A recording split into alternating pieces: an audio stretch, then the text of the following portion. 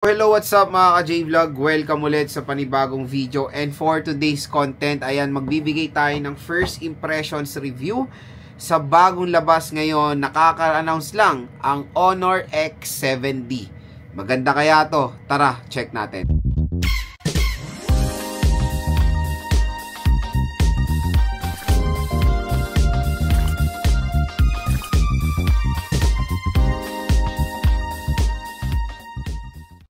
So again, bago natin to start, quick disclaimer lang, this is not a full review. First impression lang to sa mga bagong labas sa smartphone. Nagbibigay ako ng kanilang price, specs, and of course, availability. And syempre, dito sa ating view products, pwede nyo makuha ng below SRP lang ang Honor X7D. Meron pong special voucher na naghihintay sa inyo pag clinic nyo tong view products natin dito sa ating video. So dito lang kayo bibili ng Honor X7D, kaya no worries, official store po ni Honor yang nasa product link natin dito sa video. So ano nga muna ba ang SRP nito? Very interesting ang SRP ng Honor X7D. Meron siyang SRP na 9,000 pesos for the 256GB of internal storage. I think ang terno niyan is 8GB 256 mga ka-J-Vlog. Ayan. 8GB 256 of internal storage. Tapos meron din silang very interesting na 512GB na nasa halagang 10,000 pesos. Pero ang sinisale nila ngayon or promo sale nila ngayon is yung 256GB. Pwede nyo siya makuha ng nasa 7,000 plus lang. Ayan o. So, 7,000 pesos or 7,700, pwede nyo makuha ang Honor X7D. With freebie pa yan, pag bibili kayo. And online exclusive lang yung freebie na yan, mga ka-J-Vlog. So, for as low 7,000 plus, pwede nyo makuha ang Honor X7D na merong SRP na 9,000 pesos. So, napakagandang deal, mga ka-J-Vlog. Dito lang po yan sa ating view products. So, itong Honor X7D, medyo halo yung aking opinion sa smartphone na to dahil sa kanyang specifications at sa kanyang price. And mamaya sa ating first impression, share ko lahat yan. Pag-usapan muna natin ang specs nito. So, si Honor X7D ay merong 6.77 inches IPS LCD display na merong resolution na HD Plus 720p with 120Hz screen refresh rate naman siya. Syempre, naka Android 15 siya out of the box. Sa chipset, medyo ano tayo sa chipset, the Qualcomm Snapdragon 685 with the Adreno 610 GPU. Sa main camera, magandang camera niya, 108 megapixel, at pagdating sa front-facing camera, naka 8 megapixel siya. Pagdating sa battery, ang laki ng battery nito, 6,500 mAh na removable battery with 35 watt fast charging rate. And when it comes sa ingress protection ng Honor X7D, to be honest, sinearch ko na talaga lahat ng possible na pwedeng ma-search. Ang kanyang IP rating lang is IP65 water and dust resistant. Tinignan ko na yan sa several sites. IP65 water and dust resistant lang siya. Inano ko yan, inulit-ulit ko dahil medyo nakakagulat lang talaga ang promotional ni Honor dito sa Honor X7D. Na nilulublob nila sa tubig itong smartphone na to. Na nagulat ako kasi familiar tayo sa mga IP rating. Ang IP65 ay hindi po pwede malublob sa tubig yan. Sinearch na natin yan. You cannot submerge a smartphone or a device na merong ingress protection 67 dahil pressure lang or certain kind of pressure lang ng tubig ang pwede dyan. Ang pwede lang pong malublob sa tubig ng mga devices, hindi lang smartphone, is IP67 or ingress protection 67, 68, and 69. Pag pababa ay mga water resistant yan na splash lang. Kunyari, mga natalsikan sa tubig with certain malakas sa pressure, meron siyang protection na ganyan. Wasa nilublob nyo sa tubig, iba ng usapan yan. Medyo yon ang isa lang nagulat ako sa promotion ni Honor ngayon. I don't know kung mayroon ba silang ibang ginawang protection dyan sa smartphone na yan na pwede nilang ilublob sa tubig with IP65 water and dust resistant. Hindi ko alam. Pero nagulat lang ako. Kaya ako, pag bibili ako netong Honor X7D, hindi ko to itatry ilublob sa tubig. Huwag nyong itry. Mahirap na. Pero, pag binili nyo to, tanong nyo muna sa warranty. Pag binili nyo to, tanong nyo muna sa warranty kung covered ba ang water damage. Yan ang i-clear nyo parate pag bibili kayo. Even dito sa online. I-chat nyo. Ano bang covered ng warranty? Kasi usually, pag bumili tayo ng smartphone, hindi po covered ng warranty ang water damage. Legit yan.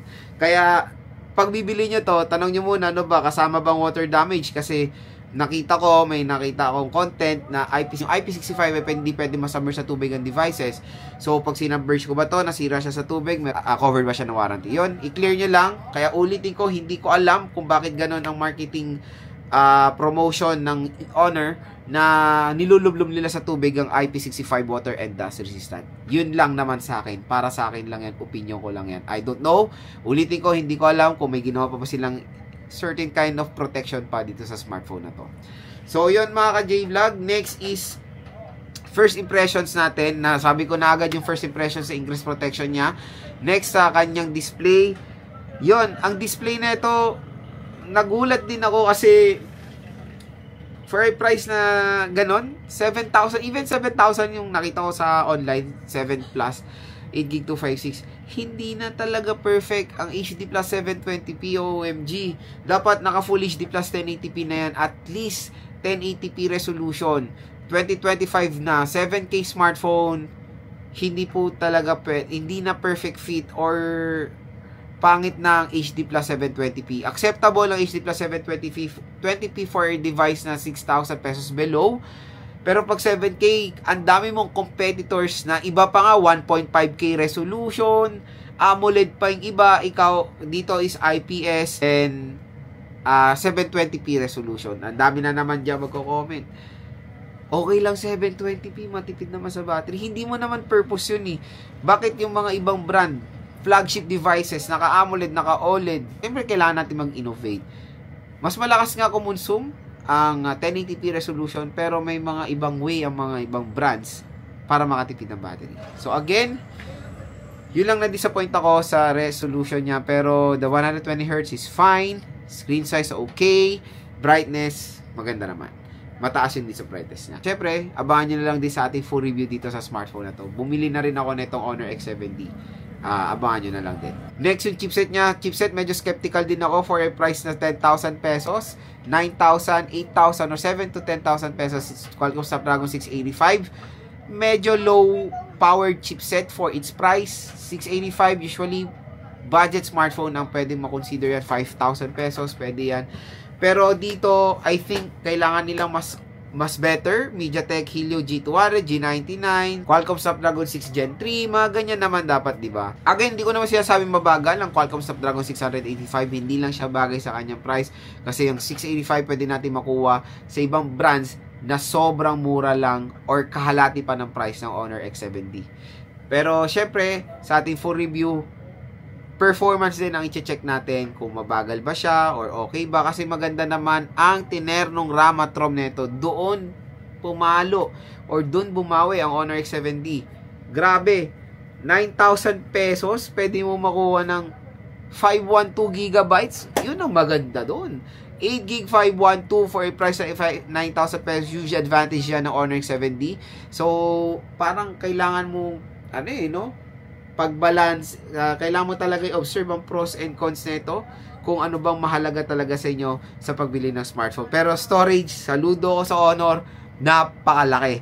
256, 7 plus, 8 plus, okay na okay rin ang kanyang 256GB of internal storage sa kanyang price. Next, battery, napakalaki ng battery nito. 6,500 mAh na removable battery. Yun, makunat, maganda performance yan, matic.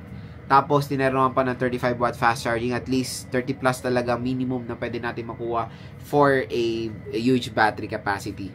At ang pinakalas sa kanyang design, yung design niya is very, very identical din sa Honor X6C na bumili na rin tayo niyan, in-unbox natin. So, yun, maganda naman, minimalist, pero ang ganda talaga ng color ng X6C.